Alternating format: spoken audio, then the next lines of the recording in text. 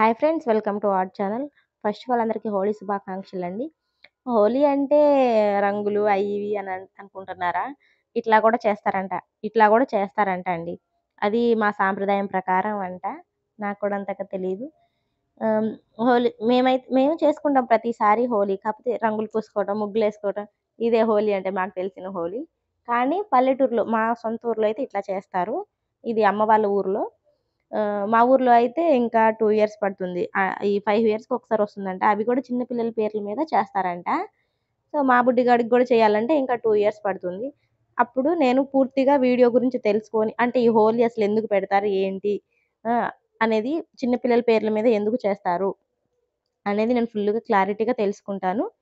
ఇంకోటేంటంటే పిల్లలు పుట్టిన తర్వాత ఫస్ట్ హోలీ ఏదైతే వస్తుందో, ఆ హోలీ ఖచ్చితంగా చేయాలంట. అది చేయకుండా ఆ హోలీని అంటే నెక్స్ట్ హోలీ ఇప్పుడు దసరా పండుగొచ్చిందనుకో, ఈ పండగ కాకపోతే నెక్స్ట్ ఇయర్ చేసుకోవచ్చులే. అట్లా ఆహ్, పండగని వెళ్ళనీయకూడదంట. హోలీని వెళ్ళనీయకుండా పిల్లలు పుట్టిన తర్వాత ఫస్ట్ హోలీ ఏదైతే ఉంటుందో, ఖచ్చితంగా ఆ హోలీ చేసుకోవాలంట.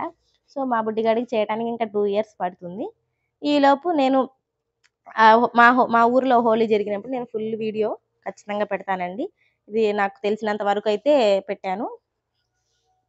మీ ఊర్లో హోలీ సెలబ్రేషన్స్ ఎలా చేస్తారో నాకు కామెంట్ చేయండి.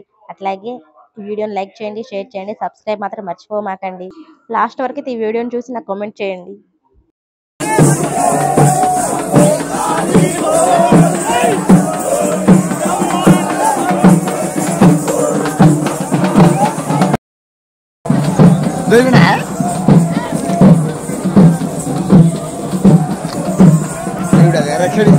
Later, 7.